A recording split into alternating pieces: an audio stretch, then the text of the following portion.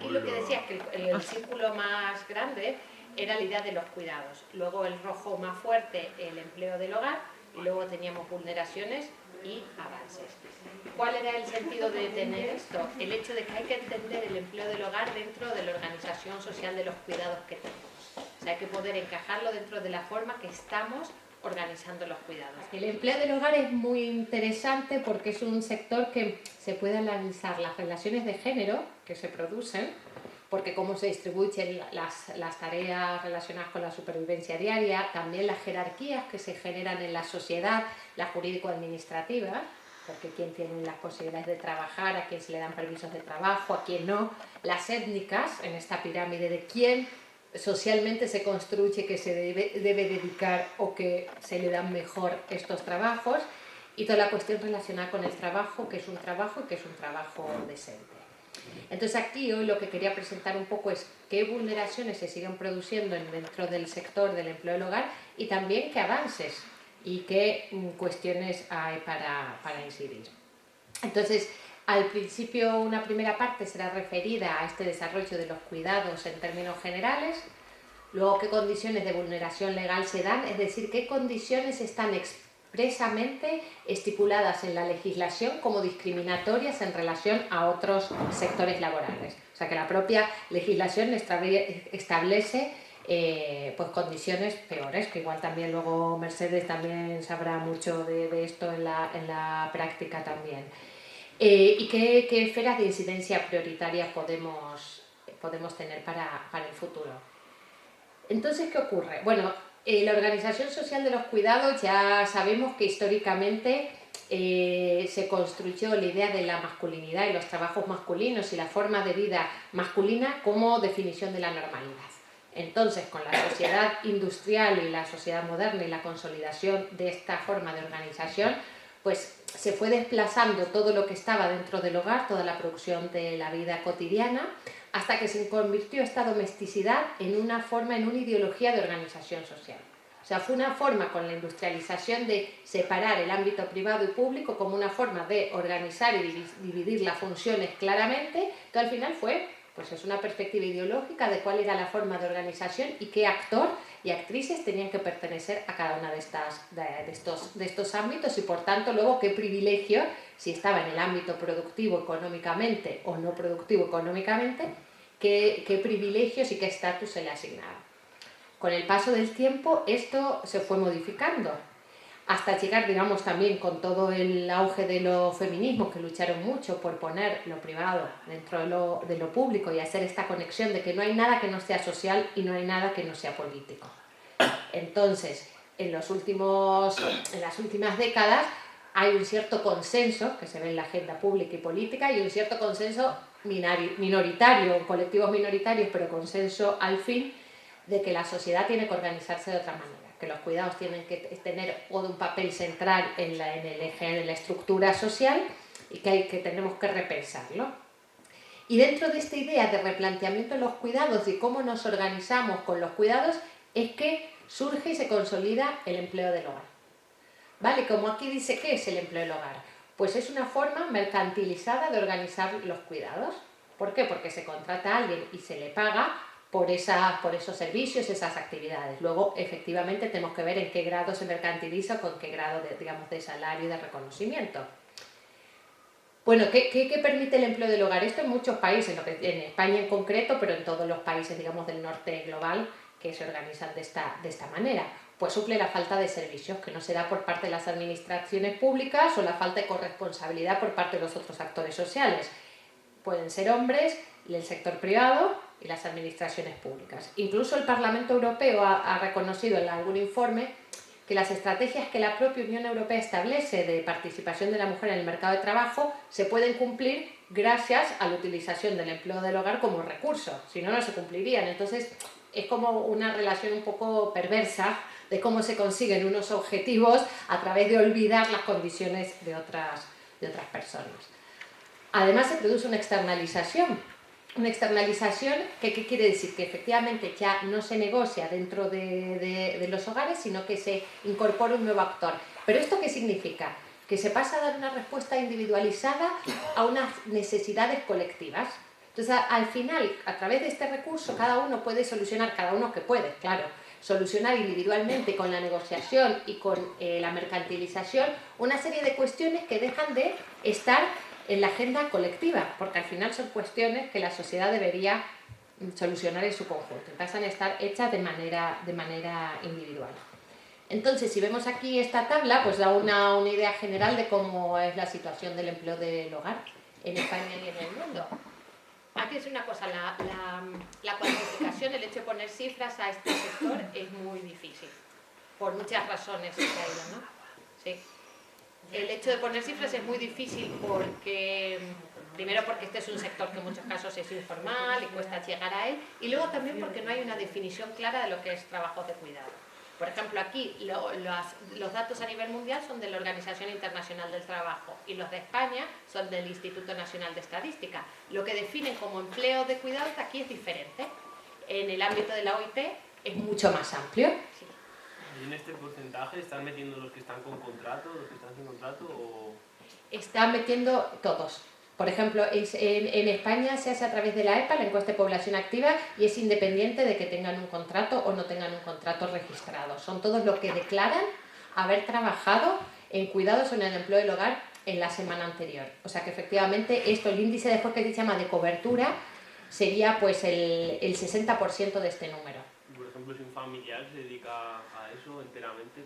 No, está excluido cualquier persona que tenga relaciones de consanguinidad, están excluidas. Si se le paga, entraría también, hay muchas cuestiones incluidas, las cuestiones relacionadas con la dependencia también, si tú cuidas a un familiar en situación de dependencia, está excluido, por ejemplo. O sea que no, tiene que ser, digamos, alguien ajeno al círculo familiar. No es efectivamente, sí. Pero aquí son todas, regulares o irregulares, ¿sí? Cuando hicieron la ley de dependencia, los familiares a los que les pagaba el Estado, esos sí entraron en la EPA. Pero no como empleo del hogar. No como empleo del hogar, se daban prestaciones económicas a cuidado familiar, pero no se consideraban empleadas del hogar, sino empleadas informales y no formales de cuidado, no están dentro de la misma categoría. Sí, sí, vale. Pero sí que hubo, es verdad que era una forma, en el fondo, de cierto grado de mercantilización de los cuidados, pero digamos que por otra forma se ha intentado disminuir también en los últimos años, aunque siga siendo muy amplia la ley de dependencia. Bueno, y aquí, ¿qué vemos? Que es un fenómeno pues, muy amplio en el mundo, a nivel mundial y también en España, en torno a 500, 600.000, dependiendo también cuando se coge el dato por la crisis económica y otras cuestiones. Lo que se ve fundamentalmente en el caso a nivel mundial, pero sobre todo en España, es el alto porcentaje de mujeres, por eso hemos dicho la feminización. Fijaos que aquí dice como un 95% de mujeres que se declaran que hacen estos trabajos, y además luego habría que ver qué trabajos, porque cuando son los hombres es verdad que hay cuidadores de mayores, pero también son jardineros, chofer, que entra también a veces en este tipo de trabajo, o sea que no se dedican a lo mismo. Y luego el 63% en el caso de España son todas cifras orientativas, porque en sentido estas cifras nunca pueden ser exactas por su propia definición, pero en torno a esta cifra son población inmigrante, que no extranjera, o sea, inmigrante. Quiero decir que no han nacido en España.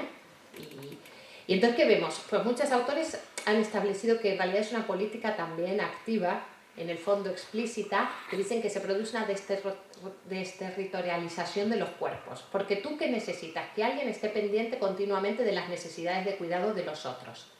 Para que esto sea plenamente así, tienes que hacer que las necesidades, tienes que provocar que las necesidades propias de los familiares, ya no solo las de salud propia, no existan.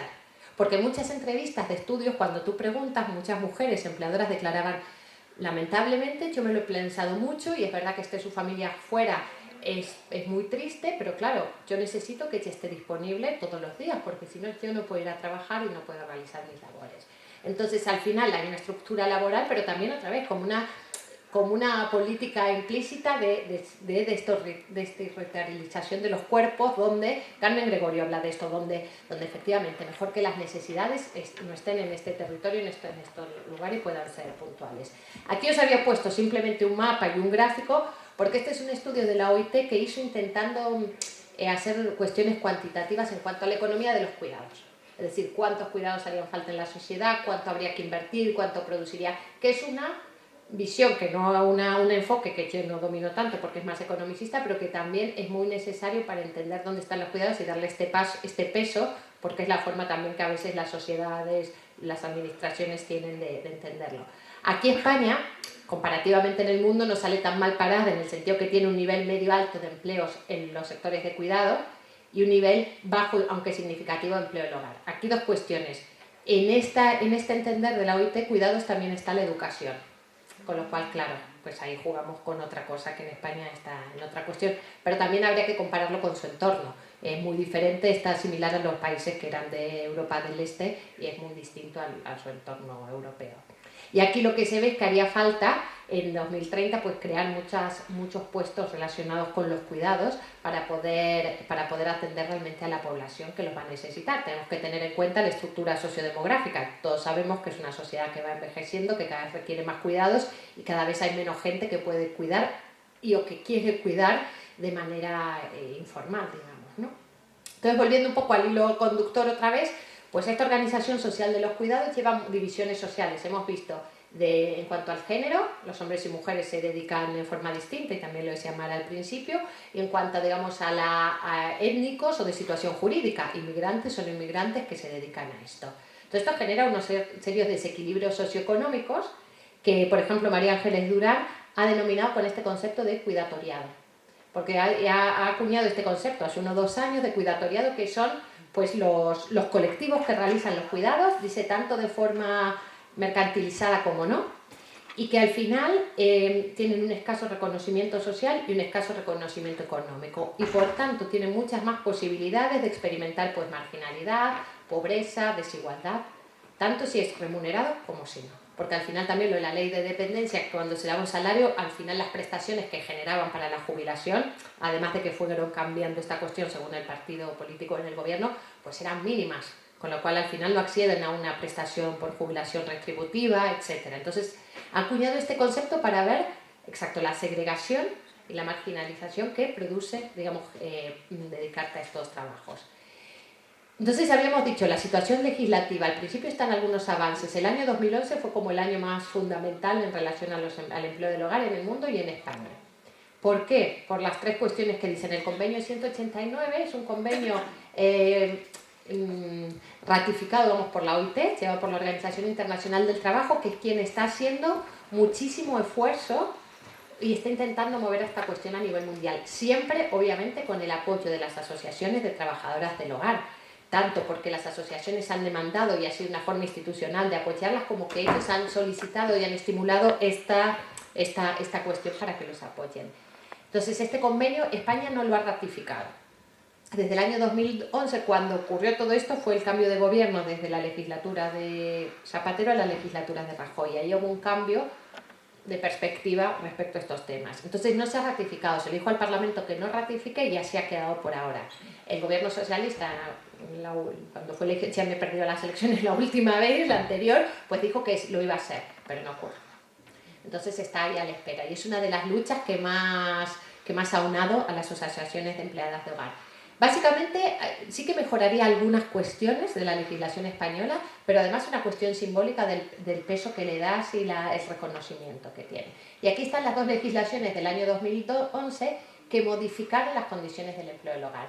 Antes había una legislación que sí que trataba este sector como absolutamente en el ámbito personal. O sea, no era nada laboral, casi todo quedaba al interés de las partes. Decían, bueno, las vacaciones se negociarán entre las partes. El salario se negociará entre las partes y sabemos que las partes no tienen el mismo poder, con lo cual al final las partes quería decir que uno casi siempre va a salir muy desfavorecido en relación la empleada a la empleadora. Esta, pese a todas las deficiencias que puede tener, modificó esta situación y hizo grandes avances. La primera cuestión que está es el concepto de trabajo decente, que también lo acuñó la OIT para intentar, pues mover esta idea de que todas las actividades laborales tienen que tener unas condiciones básicas que las hagan decentes para todas las personas, ¿no? Como decíamos, como quedaron algunas vulneraciones, son las que vamos a señalar. Una en relación a la cuestión de la extensión de la economía informal en este sector, los elementos normativos que tiene la legislación que los precariza, y elementos complementarios son los que denomino que no están en la legislación, pero el propio devenir, la dinámica del establecimiento de esta actividad, pues los ha generado. Y entonces, sí, aquí no sale. Entonces, en relación con la economía sumergida, bueno, primero decir que una de las razones principales para la aprobación de la legislación en el año 2011, además de muchas otras cuestiones, del Pacto de Toledo, del peso de las asociaciones de trabajadoras de hogar, de los movimientos feministas, bueno, hubo una confluencia de muchas cuestiones que lo hicieron posible, pero fue que el Estado se dio cuenta que no podía tener tantas personas trabajando en la economía sumergida, porque además no es rentable, porque en esa época, en el año 2010-2009, se estimaba que más o menos el 30% de las personas que trabajaban en el sector estaban dadas de alta, estaban trabajando de manera formal, o sea, muy poco. Entonces, un poco de aprobar esta legislación fue para eso, entre otras cosas, para dotar más derechos.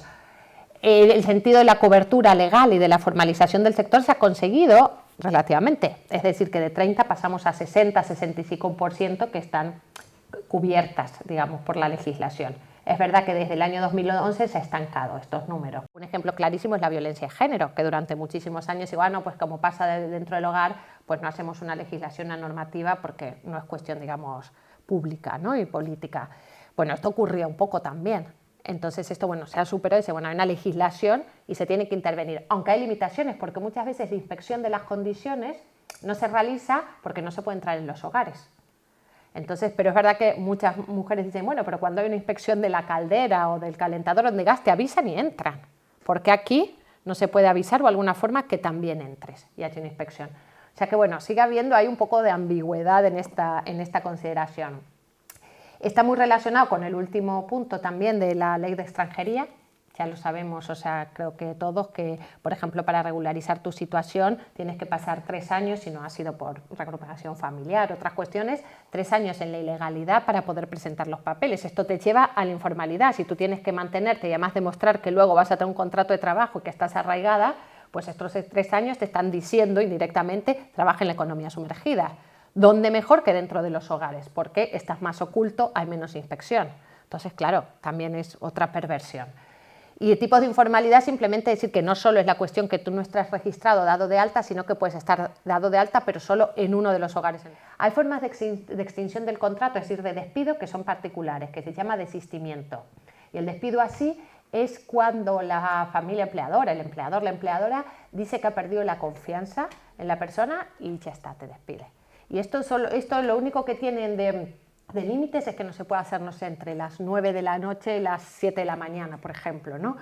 Pero tienen claro, pero bueno, por eso digo que es absurdo, que es como un control que es como por decir, bueno, estamos protegiendo de alguna manera, pero ¿esto qué hace otra vez? Es verdad que hay una pequeña indemnización, ahora no recuerdo bien, pero creo que son 7 días por año trabajado. Es decir, todo es tan mínimo que al final los derechos están casi inexistentes. Entonces, esto que pueden perder la confianza más el desempleo hace que al final, exacto, la relación de poder sea absolutamente desequilibrada, porque tú no tienes que hacer que pierdan la confianza porque además no vas a ingresar ningún otro tipo de sustento económico. Otras cuestiones que también se pueden ver son los riesgos laborales, está excluida expresamente de la legislación de riesgos laborales, entonces muchos de los accidentes que se tienen relacionados con el trabajo, que hay muchos, porque subiendo de escaleras, con productos tóxicos, cortes en la cocina, etcétera, etcétera, no se pueden contabilizar prácticamente en muchos casos como accidente laboral porque están fuera. Y sí que la legislación dice que hay que hacer lo posible porque tener un ámbito, digamos, cuidado y un ámbito que no sea peligroso, ¿no? Tiempos de presencia son tiempos también que se legisló de alguna manera en esta legislación, pero no existen. Los tiempos de presencia son tiempos que tú tienes que estar en el hogar disponible, pero no estás haciendo una actividad de manera activa. Típico ejemplo, pues la hora de la siesta. Si una persona mayor, unos niños duermen la siesta de 2 a 4, tú tienes que estar, pero no se contabiliza como horas de trabajo, porque no estás haciéndolo activamente. Entonces, claro, ¿esto a qué lleva? A que se puede prolongar la jornada laboral mucho.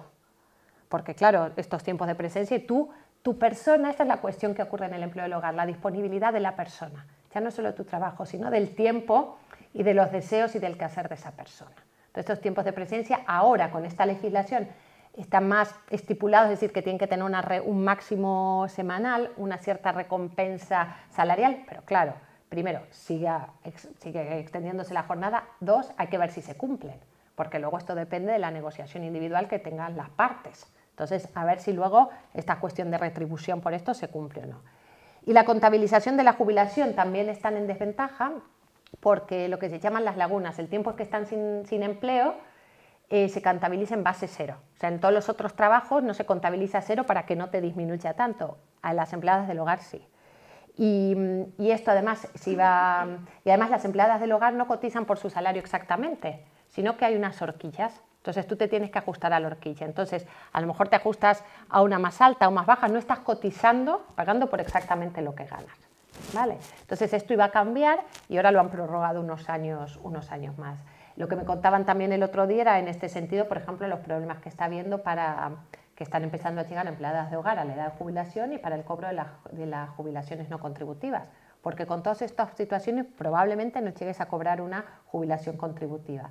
¿Y qué ocurre con las no contributivas? Además de ser mucho más bajas, que no se pueden cobrar tampoco si no resides en España. Entonces también si es población inmigrante, que tal vez no quiera irse a ningún lado, pero tal vez con esta idea que a veces uno tiene de volver al país de origen por una temporada o lo que sea, tampoco se puede cobrar, no se puede llevar. Entonces están empezando a surgir problemáticas sociales que no se habían pensado y que habría que hacerle frente.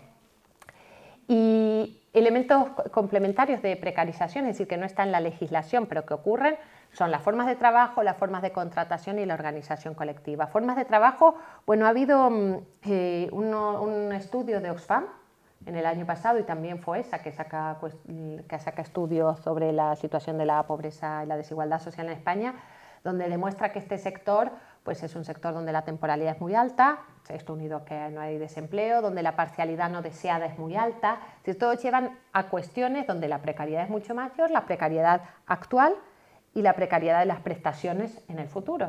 Y además esto limita mucho las trayectorias vitales que puedas tener, los planes que puedas hacer, etc. Por ejemplo, en alguno de los informes se decía que España, dentro de Europa, es uno de los países que tiene un porcentaje, una posibilidad más alta de que las mujeres inmigrantes estén dentro de la pobreza. Entonces, claro, pues hacen nuestros trabajos, entonces, bueno, pues esto lleva a las formas de trabajo. Formas de contratación, sabemos que a pesar de los cambios que ha habido, en general es una contratación individual, con lo cual nuevamente la negociación es individual y según el poder que tengan las partes. Además, la legislación sí que incluyó agencias de colocación. ¿Qué quiere decir? Que hay agencias que pueden hacer de intermediarias, pero ¿qué ocurre? Varias cosas. Una de las que ocurre es que a veces hacen solamente intermediarias, entonces sí que están controladas o fiscalizadas, pero solo administrativamente, es decir, han dado de alta ese contrato, cuántas mujeres han atendido, pero no cómo se respeta el contrato después, no cómo son los salarios, nada más. Entonces al final se hace la intermediación y luego ya nos desentendemos. Luego hay muchas agencias que no son legales o oficiales. La Asociación de Empleadas de Hogar de Vizcaya lleva mucho tiempo haciendo campañas para las agencias vampiro, para denunciar este tipo de agencias, porque al final cobran cuotas a la empleada, al empleador, para poder contratar, pone condiciones, por ejemplo, bueno, puede poner condiciones de, bueno, si no te gusta la empleada te damos otra, etcétera, ¿no? Entonces, y luego en esta misma línea, yo cuando estuve en la situación en la región, en la Comunidad de Madrid, hay muchas parroquias, fundamentalmente entes, no sé, menores, que se dedican a la intermediación y que son ajenas a cualquier tipo de aplicación de la legislación laboral. Siguen pensando que es una cuestión de personalización de las relaciones donde, bueno, pues ayudamos a unas y los otros también ayudan y, bueno, la legislación no pasa por ahí. Y la organización colectiva es muy difícil por cuestiones de todo tipo, porque lo es en general, porque están realizando trabajos individualmente, porque están depuestas adentro, porque, pues eso, porque demandar los derechos es muy difícil, se desconocen. Y luego en España sí que se intentó hacer en algunas ocasiones, para poder hacer negociación colectiva, generar también la parte, digamos, de los patrones, generar esta parte empresarial para poder hacer negociación colectiva y nunca se consiguió. En otros países sí que hay, en Italia, en Francia sí que hay, entonces se puede negociar entre las diferentes partes, digamos, los empresarios, las trabajadoras y los sindicatos, pero en el empleo del hogar no se puede porque no están las plataformas correspondientes. Y todo esto evidentemente tiene muchísimas consecuencias, como hemos dicho, desde la pobreza laboral que os comentaba los datos anteriormente, los desgastes que se producen emocionales y psicológicos, sobre todo de considerar a estas personas únicamente, volvemos al principio, que son solo cuerpos que están para cuidar a los demás. Entonces, esta idea, hay una autora nigeriana que se llama Adichie, que habla del peligro de una sola historia. el ver a las personas con una forma unidireccional donde solo se les atribuye ciertas características, las anula en todas otras, como ciudadanas, como personas con deseos, como personas que tienen proyectos individuales, y esto obviamente nos produciría a todos un enorme desgaste. Y luego cuestiones de salud y de acoso en el trabajo. Estas son más novedosas de estudiar, pero hay estudios ahora sobre qué acoso se produce dentro, claro, en un ámbito privado, donde hay una cierta intimidad y que repercute en la salud, porque son movimientos muy repetitivos y es de cuidados también, si no estás bien formado y te enseñan bien a cuidar a un mayor, a dar inyecciones, a cambiarlo en la cama, a ayudarlo a caminar, pues al final hay muchos problemas físicos derivados de esto. Ya casi para terminar, bueno, ¿qué actuaciones se tienen que dar? Pues en la legislación, obviamente. Yo decía, en la investigación y en el activismo, y tiene que haber sinergias entre ellas. En la legislación, pues estas cuestiones, ratificación del convenio 189, hubo una enmienda que fue la que estableció, la 6777, que estableció que esta cuestión que os decía de las lagunas, de cotizar por horquillas de ingresos y no por el salario, bueno, pues todo esto hay que abolirlo y tienen que acercarse a las condiciones, bueno, acercarse no, equipararse a las condiciones laborales del resto. En la investigación, ¿qué ocurre también? Que hay muchas cuestiones que son ideas, pero como al final no hay financiación, no se estudian y no sabemos cómo funcionan. Entonces hay que saberlas, tanto cómo está la situación en España, porque al final no sabemos, está toda esta cuestión. El tiempo de presencia debe ser retribuido, pero ¿ocurre o no? La organización tiene que ser, pero ¿se conoce en la legislación o no? No hay. Y a nivel europeo se estaban haciendo algunos estudios porque también hay algunas ideas.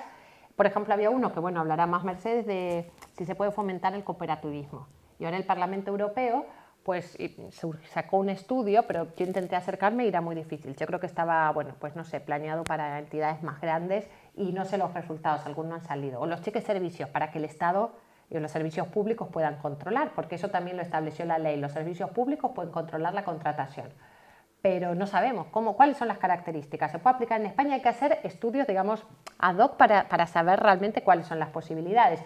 Y el activismo sin movimiento obviamente no hay nada. Y bueno, y en Madrid, por ejemplo, hay un centro, ¿no?, de empoderamiento de empleadas de hogar, que es el primero que se abrió en España, que está funcionando, pero ahora tiene obvias dificultades porque ha cambiado la orientación de las políticas y de los intereses. Entonces, bueno, pues a partir de ahí se generan redes, se empoderan.